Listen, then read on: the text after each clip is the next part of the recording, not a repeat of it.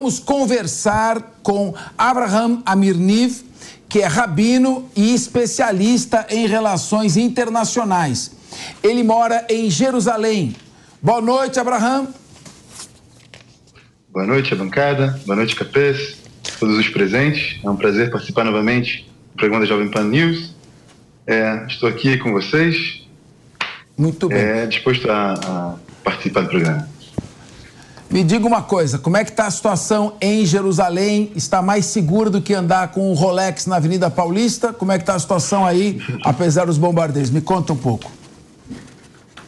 Olha, realmente, Jerusalém tem uma peculiaridade por ser realmente um local com também uma presença muçulmana grande. Então, sempre tem um receio por parte dos grupos terroristas de estarem atacando Jerusalém, porque existe uma possibilidade de também estarem afetando, no caso, árabes muçulmanos. Então, isso meio que gera uma segurança, mas também uma segurança imaginária. Ontem mesmo tivemos sirenes, né, tendo que correr para abrigo, e um ataque, um policial foi esfaqueado também, em plena tarde, no meio da cidade. Então, ainda tem uma apreensão, não é uma situação fácil, e obviamente todo mundo aqui, por ser uma população relativamente pequena e as pessoas se conhecem muito, praticamente não existe alguém que não conheça ou tenha familiares que estão na fronteira, perto de Gaza, ou esteja se preparando para uma incursão. Então, isso afeta, mesmo que tenha uma certa proteção em Jerusalém, pelo receio de ataques, ainda isso afeta e muito o nosso cotidiano. Então, não é algo que pode ser ignorado. Avraham, nós sabemos que Israel, para diminuir o nível de tensão e aumentar seu nível de segurança, tem que cumprir objetivos operacionais na faixa de Gaza e neutralizar não só o Hamas, como seus braços terroristas. São 17 grupos, mais ou menos. É uma operação extremamente arriscada, os soldados correm risco de vida, tem 500 quilômetros de túneis debaixo de um território de 40 quilômetros por 10 de largura. Agora, à medida que Israel usa sua força aérea para diminuir ao máximo o número de baixas dentro do seu exército e assim destruir os túneis, aumenta, claro, o número de vítimas e vítimas inocentes. São 8.500 palestinos. Até que ponto você acompanha uma mudança de humor na opinião pública mundial, de sustentação? O próprio presidente Biden já está mais moderado no seu apoio. Não seria o caso aí em Israel de se discutindo operações com maior precisão, operacionais, para evitar o número de baixas, o que pode fazer com que o grupo terrorista Hamas, que praticou o maior atentado em termos qualitativos, em nada difere do Holocausto, em termos qualitativos. Então, como conciliar essa questão, essa necessidade? Existe essa preocupação, inclusive, de ativar o antissemitismo na Europa e no mundo todo? Uma pergunta que toca em diversos aspectos muito, muito relevantes, realmente encadeia. Cada assunto que você tocou vai tocar numa outra questão, e realmente, para abordar um ponto dentro desse âmbito que você trouxe, realmente você tem que estar analisando todos esses pontos, desde a parte militar, civil, a identidade e a segurança de judeus na diáspora, né, ao redor do mundo. Então, eu quero anteceder a minha resposta, trazendo realmente ponto. A minha formação como especialista em relações internacionais, ela tem uma certa relevância, mas hoje, pelo fato de também ser o meu cargo e a minha função, tanto comunitária como líder na minha congregação, é de fato um rabino, uma pessoa que entende que para você estar em contato com a realidade do Oriente Médio, você não tem como desvincular isso das raízes religiosas, né, da criança. Então, para realmente poder estar analisando todos esses pontos, é impossível você ignorar o papel da religião, tanto do Islã em todas as suas vertentes, desde o fundamentalismo islâmico, tanto quanto na sociedade israelense, que também tem uma parte laica, né, que não tem, no caso, uma expressão ativa da sua religiosidade. Obviamente se identificam como judeus, mas então você tem uma estratificação também, uma diferença em ambas as sociedades, mas de toda maneira você tem que passar pela essa visão do papel da religião. No caso, você tocou no papel do que o Hamas fez e como agora está sendo a reação do mundo e a sociedade civil israelense temerosa, né, de um desapoio que já está acontecendo. No começo havia-se muito apoio internacional e nós vemos agora um receio. Então eu vou citar Elie Wiesel. Elie Wiesel foi um político, um escritor israelense. Ele diz uma frase que vai realmente resumir tudo que eu vou tocar em sequência. Ele disse: o perigo do povo judeu é acreditar mais nas declarações de amor dos seus aliados do que das ameaças de seus inimigos.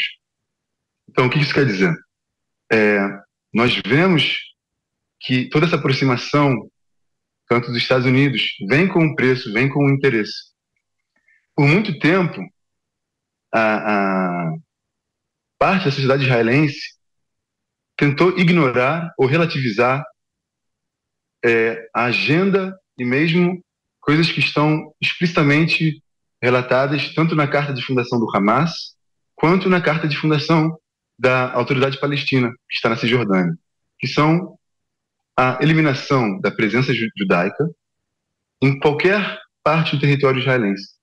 Então, por muito tempo, se tentou relativizar acreditando que um processo de ajudar a desenvolver Gaza e os territórios palestinos traria uma moderação. Então, o que aconteceu foi que o Hamas, nesse 7 de outubro, fez um grande desserviço à causa palestina. Porque havia, até então, partes da sociedade israelense que acreditavam que poderia se convencer o Hamas a adquirir um posicionamento mediano ou conservador em relação ao fundamentalismo islâmico. Então, isso caiu por terra. Hoje já é é óbvio para todos os estratos da sociedade israelense de que não é mais uma opção. O Hamas, como um status quo imaginário, não é algo opcional. E agora, tocando no que você disse sobre a causa palestina, a população de Gaza. É preciso lembrar, Capes e membros da bancada, que em 2007 houve uma eleição. Ainda haviam eleições, mais ou menos de maneira quase que estabelecida nos territórios em Gaza. E havia uma eleição em 2007. A população de Gaza elegeu o Hamas. E temos relatos de diferentes ONGs que observam material de estudo em escolas na faixa de Gaza, onde crianças de 7, 8 anos aprendem dentro do framework educacional a montar e desmontar armamentos. E foi encontrado em livros de matemática como se aprende a fazer subtração e soma. Um exemplo que foi dado, apareceu isso num relatório de alguns dias atrás. Como se ensina matemática? Se você tem 5 judeus e você mata 3, quantos sobram? Essa é a maneira com que se ensina e se educa. Então fica muito, muito difícil passar para Israel a responsabilidade de cuidar de todo mundo. Foi pedido que a população civil, a população evacuasse, e o próprio Hamas impediu que isso ocorresse. O Egito não abriu as fronteiras ainda, de maneira completa para quem quer sair. Então, o que a gente está entendendo agora, tanto por parte da sociedade civil, políticos e o exército, é de que a nossa atenção ao que o mundo espera de nós tem que ser muito limitada e com muito ceticismo. Porque há muito tempo, e durante toda a história, sangue judeu foi considerado algo descartável. Então, esse é o momento que as Forças Armadas têm que ter a coragem de fazer o que é necessário para proteger o seu povo. Abraham, também te fiz, não é uma pergunta só, mas tinha 10 perguntas, né? Então eu vou pedir agora que o nosso professor especialista em relações internacionais, o Acácio Miranda, faça uma pergunta para você poder ser mais sintético na sua resposta. A culpa foi minha que joguei 500 perguntas para você. Acácio Miranda. Abraham, boa noite, minha solidariedade a você. A vantagem de perguntar depois do Capeza é essa, ele já acabou elucidando várias das minhas dúvidas. Eu queria só que você falasse sobre a situação política de Israel antes da guerra. Nós sabíamos que havia uma série de discussões internas e até que ponto isso influenciou, isso ajudou, isso facilitou o ataque ou os ataques do Hamas, e depois desses ataques, como está a situação política interna em Israel? Ok, perfeito. Obrigado pela pergunta. Realmente, o ataque veio num momento muito, muito sensível, onde haviam protestos por parte da sociedade civil do que é considerado a esquerda liberal aqui em Israel, por conta de uma reforma judicial que se considerava, e havia um certo uma fratura, né, um momento muito, muito crítico na sociedade civil israelense, onde se considerava realmente um tipo de